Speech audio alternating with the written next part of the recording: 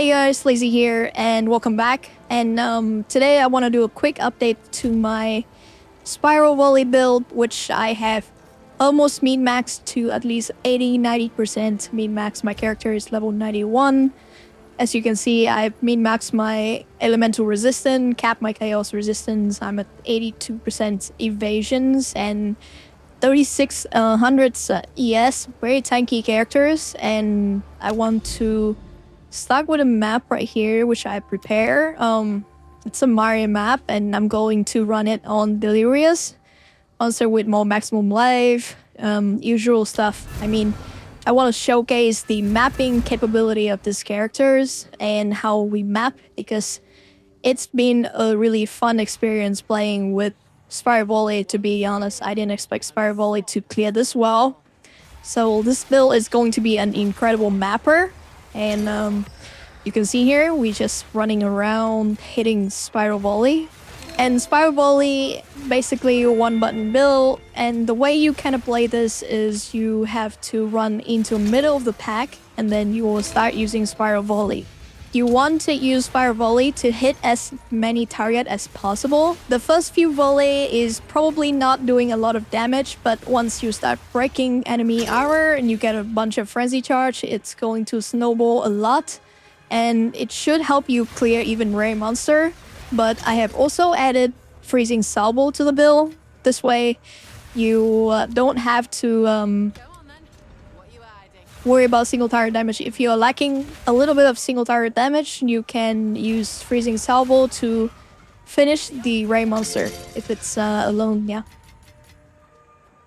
And I've heard people having some trouble with Delirious map, but usually it's not a problem with me. I just want to showcase right here. And you can see this build is very tanky. Maybe not tanky like what you think it is, but we have high evasions. We have good mitigations with ES, we have high evasions, we have a lot of damage, and we have high sustain with our leech. We leech a lot of ES back. If I do take damage, you will see me instantly leech back to full ES if I get to throw out a Spiral Volley, hitting and killing a lot of enemies. You can kind of see my Spiral Volley costs 400 mana, so I'll talk a bit on how I sustain my mana. But for the boss, we are doing a weapon swap setups into Death's Harp and the standard gas arrow flame wall thing. So I'll show you real quick here. And we'll open with the Rain of Arrow for the blind. Yep, I got frozen here a little bit. But then you just put down flame wall, and then you just spam the gas arrow to do damage. You want to go closer to the boss to do damage. And then just the standard gas arrow and flame wall, just very standard for bow build. So yeah, after trying out a lot of the single target damage setups on this build, I ended up with this because Death's Harp and gas arrow setup is actually quite cheap and affordable. Death's Harp is incredibly cheap, even with a perfect build. So fracturing all here, okay. As you can see, this build should not have any issues doing daily maps or running very rippy map mods. There's only a few map mods that we can't do and we shouldn't do. But beside that, okay, so this guy didn't die. You can use the gas arrow to finish him off. Sometimes the thing can get a little bit buggy. But overall, Spiral Volley for mapping in general is extremely comfortable. You just run around, use the Spiral Volley, you don't care about elevations, you don't care about anything, you don't need to aim.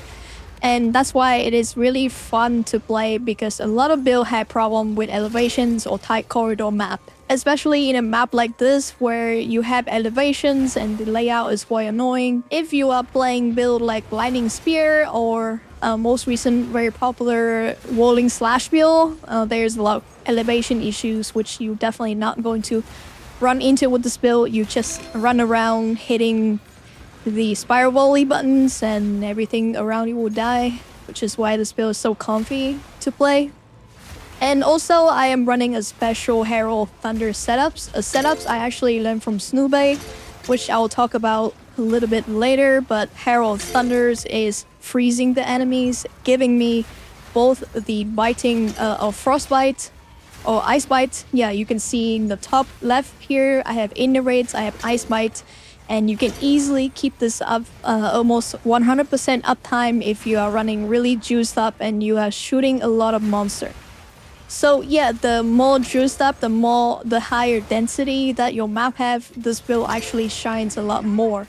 So yeah, after putting about 10 to 12 hours more into the build, I actually prefer this build more than Lightning Spear at this point because mapping is extremely comfy, very tanky, and auto-aim setups. And that was the map showcase. Alright, so I have actually made a lot of changes, but I'll try my best to break this down in detail for you guys to understand what I changed since the last time. In terms of skill gems, items, and passive skill trees, so let me start with the skill gems. As you can see here, I have a bow shot, so whatever I put in here doesn't really matter. I have this as backup options in case you run into rare monster and it drains all your mana. It's not really, I never really use it, so don't worry about that. And then we have infused weapons. So at level 90, I'm level 91 now. At level 90 you unlock the last slots, and the gems I'm running exploit weakness, again because we are breaking armor with Spiral Volley, primal elements, conductions with shock. This is also pretty important. Innovate for killing shocks enemies and give us the extra lightning damage buff during mapping. I forgot to talk about it, but I have this buff almost always 100% uptime on the fine effect. We have Spiral Volley also now with 6 link, and the splinters, break endurance, and volt setup is the normal setups. And now I add half for more physical damage, and I add charge shots, so every 3 shots you do some extra lightning damage and you recover mana. It's just because the skill is right now level 27. It costs a lot of mana, but we will talk about how to sustain that later. But you can kind of see 1 volley of Spiral Volley and we cannot use it anymore, which is where you want to use it when you are in middle of the pack, and so otherwise you're not going to have enough mana and you have to press your mana flask. Gas Arrow is going to be our weapon set 2 setup. So we have Spiral Volley here. This is going to be weapon set 1, so you take this number 1 here, and you will only use this when you are using your main hand weapons. And you have Gas Arrow here. I check on the second weapon set. This way, whenever I use Gas Arrow, there's a bug right now. Whenever I use Gas Arrow, it auto swap me to the second weapon set. Yeah, so was gonna talk a little bit about the bug. The bug is like if you zone into a new zone and you are using like a weapon set 2 weapons, you have to like rebind this. Like you have to click like that, rebind the skills, because otherwise it doesn't work. So it's a bit annoying, but yeah, that's what you have to kind of do every map, or at least map where you plan to fight boss. And then I also have Herald of Thunder, used with weapon set 1. Actually, 1 second, let's talk about the gems here. So Deliberations for more damage. We have Blind Sign for more crits. We are going for crits with Gas Arrow. So Immolations, Overextend, and Conk Effect. This setup's just for damage. We have Concentrated Effect here because we only use this to fight bosses. And this is going to be the 6 link setups. I think you can probably put Deliberations back a little bit, but for, right now the Perfect Jeweler's Orbs is actually very cheap. You drop plenty of them, so try to 6 link your skills first. It's very important.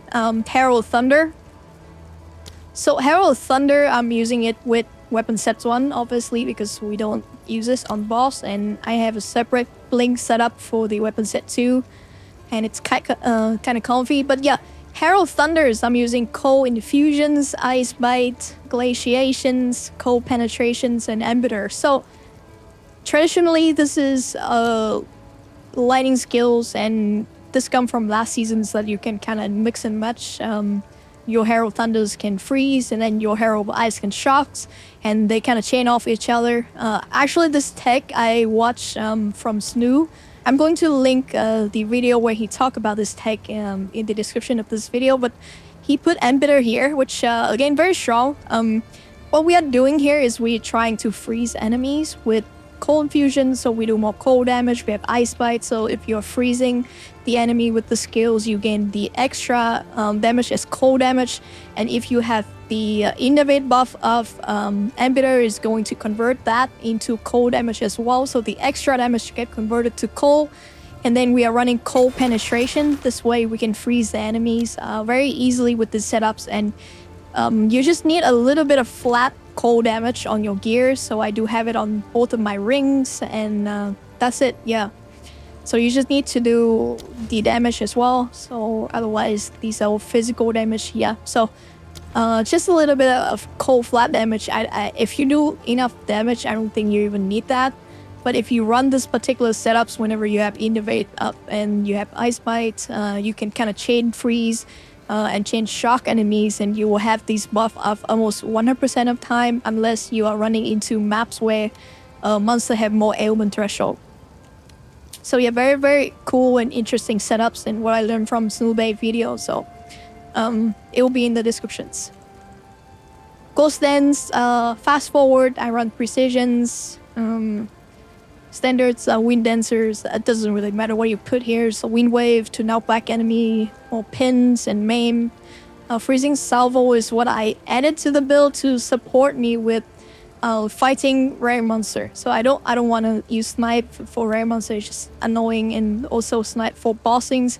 And the reason I got rid of snipe was actually because Deadeye's version is much stronger. First of all, and also I cannot generate frenzy charge with the setups because we are using resonance, which means that yeah, we're just gonna have to use a different setup skill. So freezing salvo with Exile for more crit chance, bullseye more crit chance because we convert accuracy into crits, inevitable criticals, pinpoint criticals, and long shots. So just basically do what we can when we are fighting the rare monster. Just shoot freezing salvos and try to finish it off. If not, you can always swap to your gas arrow and flame wall setups to kill the monster. But yeah, flame wall here again, you want to set it to weapon set 2, and again, falling is very cheap. Falling is like 2x right now because after the patch, the jeweler's orbs just drop like crazy. So flame wall, you're running Arcane Temple for faster cast speed, Fortress, Spell Cascade, Persistence, or more skill effect durations. You kind of put this down, and then you shoot your gas arrow. For Rain of Arrow, so this is another skills that I use for bossing. You put this down first, and then you cast your flame wall, and then you start shooting. And then you kind of shoot this once in a while. But this thing is mainly for you to keep up your blind debuff. So we do want to have to blind the boss, because when you blind the boss also have less evasion rating, less accuracy rating, and we are evasion, so it's pretty good. But mainly when the boss is blind, you have gas arrow here. We can benefit from the blind side support, which give us more critical hit chance when you hit blind enemies, and more crit damage as well. See here, I think Ghost Dance, yeah, Wind Dancer, I also only use it for weapon set 1 as well. And the last skill is Blink, and I use it on weapon set 2. And the support gem is Ingenuity and Second Wind. So the way you use this is normally in mapping, you use Firewall and you walk around. If you want to press gas arrow, and then you can blink. And then you swap back to Spiral Volley. Because that is how you cannot use it. So this skill itself, you 60 spirits. We have 100 spirits. So on weapon set 2, you are using Blink and Ghost Dance. Use it for both weapon sets. And on weapon set 1, you are using Wind Dancer and Herald of Thunder. So yeah, that is the gem setups. And now let's talk about the items. Okay, so I'm still using the items, the same bow as last time, but I do get to play a lot more with the POB, so I can probably tell you which stat is going to be the best.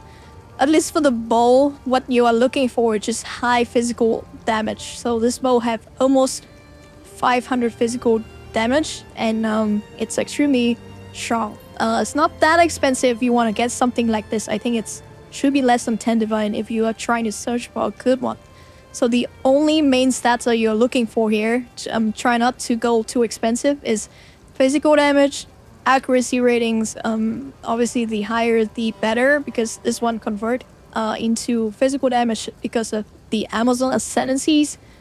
We do want dexterity on here, because we are kind of tight on dex and int actually, and some strength as well because we are using strength gems. But otherwise, if you're gonna look for like premium stats, obviously high physical damage, accuracy rating, highest tier, it can goes up to 500 plus, 600 plus, and it can be extremely expensive. And then you can look for dexterity, you look for plus level to all projectiles. Some attack speed is nice as well, but yeah, it's going to be like mirror tier if you're trying to get a really good bow. So yeah, this base is again still extremely good. Attack chain to additional time. If you cannot get this bow, just get any bow with physical. Don't be picky. It's not going to change a lot of things. The next item is going to be the quiver. So this quiver is actually extremely strong. I'll tell you what is the best base right now. The best base is going to be this base. Volant quiver, it increased arrow speed. So this one actually works with increased projectile speeds. So in combination together, this is 34% plus 25%. And that all goes into the damage with bow skills, because we have this passive right here called feather fletching, which increase and reduction to projectile speeds also apply to damage with bow, and it does scale with increased arrow speed. So nothing is going to beat this bow. You can probably snipe some pretty cheap quiver if you can snipe this one with these stats. And the exact stats that you want for this quiver is going to be exactly what I have right here. We want increased damage with bow skills. We want physical damage to attack. You can get coal or lightning flat on here is nice as well. Fire is okay, but we don't really scale that. You want increased projectile speeds. And for the suffix, you want dexterity, again, because we are lacking dexterity. Once you push into the end game, all your gems are high level, and you want like at least 190 dex, and you want dex on your bow and all that stuff. So you want dexterity on quiver, and then +2 to level all projectile skills and crit damage. So these are like the BIS stats. If you want to look for some quiver, go for this. And then the other items, so this one, very standards. I want to have rarity on my gears. I run rarity. I want to be as close to 100% rarity as possible. I think it's one of the best stats that you can have, at least for farming currency. So try to get that on your ring. And physical cold flat damage stack is good. I have chaos resistant ears to help it cap chaos. Some attributes, elemental resistance. So on my other rings, I actually have these stats. Very interesting. I want to have physical attack damage leech as life, and you want to also have physical attack damage leech as mana.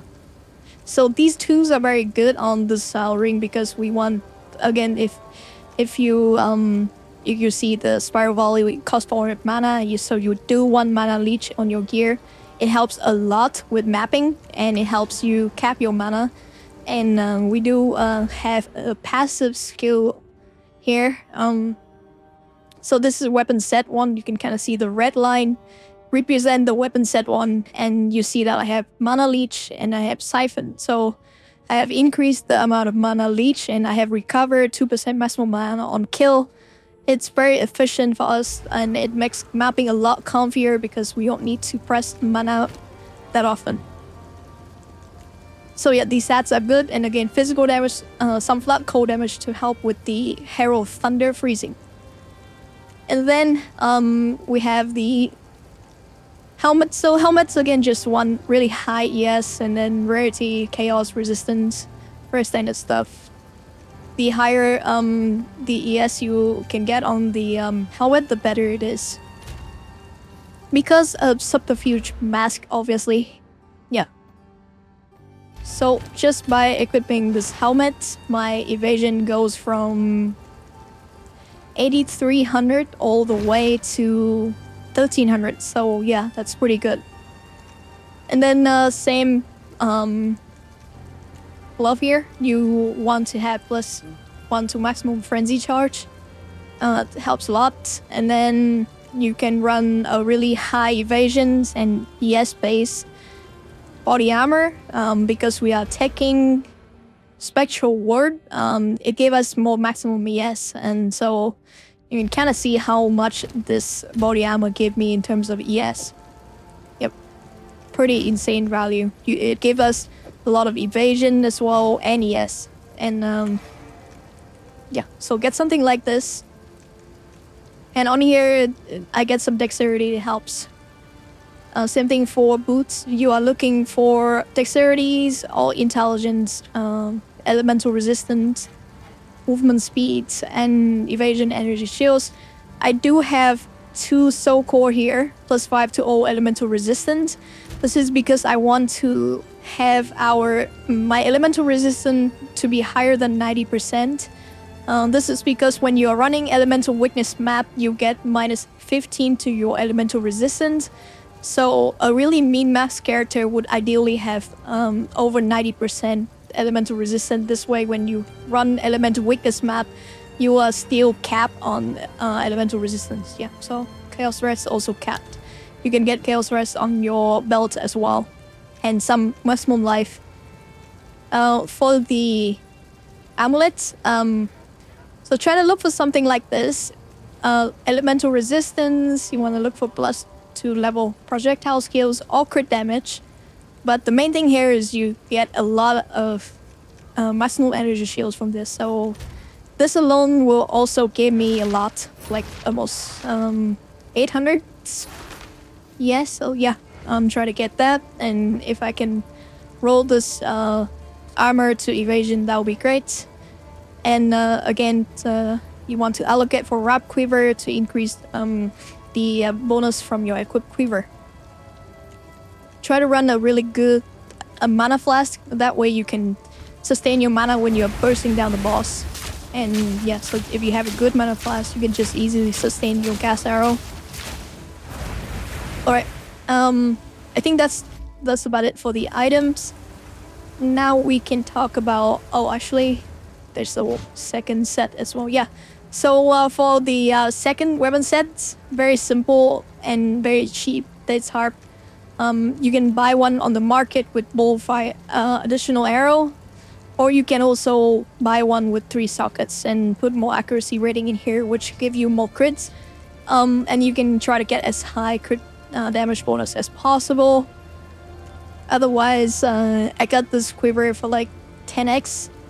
Very standard stuff, just looking for flat damage, approach speed, damage with bow skills, some crit chance, crit damage bonus, high amount of dexterity because the bow does give us dexterity, and crit chance. So yeah, this don't break the bank for that. You don't need that much expensive gear on your second weapon set because Let's Hop and Gas Arrow and Flame Wall is just pretty strong. For the passive skill trees, I recommend you to follow 1-to-1 with my written guide. I'm going to update this, and also you can check out the POB as well because there's weapon sets. So it can be a little bit annoying to follow and talk about it on here, but you can kind of see if I do a weapon swap, you can see that I have used up all the weapon set points, but I'll briefly talk about what I go for here. So the main thing that I go for in the weapon set 2, which is the bossing skills, you can see the green line here. So let me swap to that. The green line here, I go for crits. I go for more crits here. I go for the stand and delivers. That's why when you are bossing, you want to be up close and personal to the boss, like right next to the boss, just spamming your gas arrow. And accuracy rating and stuff like that to give more crits. Accuracy rating. And I go for crits and stuff like that there. And also I go for like 1 tiny point for crit damage here. And then for the weapon set 1, we don't need crits for weapon set 1. Spiral Volley, crit is nice, but you don't need it. You can kind of see me clear map just fine without it. One tiny point here for weapon set 1, I'm putting Fever. We don't need maximum frenzy charge on the second weapon setup. So yeah, Frenetic, all this physical damage here, a little bit more tanky for mapping is nice. So I path to Spectral Ward here. When we are bossing, we have less ES, but it shouldn't matter too much for bossing. So yeah, when mapping, we need it the most. And then some extra shock damage here, and we don't need Leech for the boss because these do elemental damage. Again, if you're doing pinnacle bossings, I do recommend you to maybe spec out of this and put point into Mystic Harvest, which means that you can leech based on your elemental damage as well. So you can kind of sustain during pinnacle bossing fights if you are into pinnacle bossings. But again, I don't recommend to do that on this build. But yeah, otherwise very standard trees, very tanky characters, and very fun to map with. Let me see if there's anything else I want to talk about. I think that's going to be it for your characters. For the end game, look for something like this.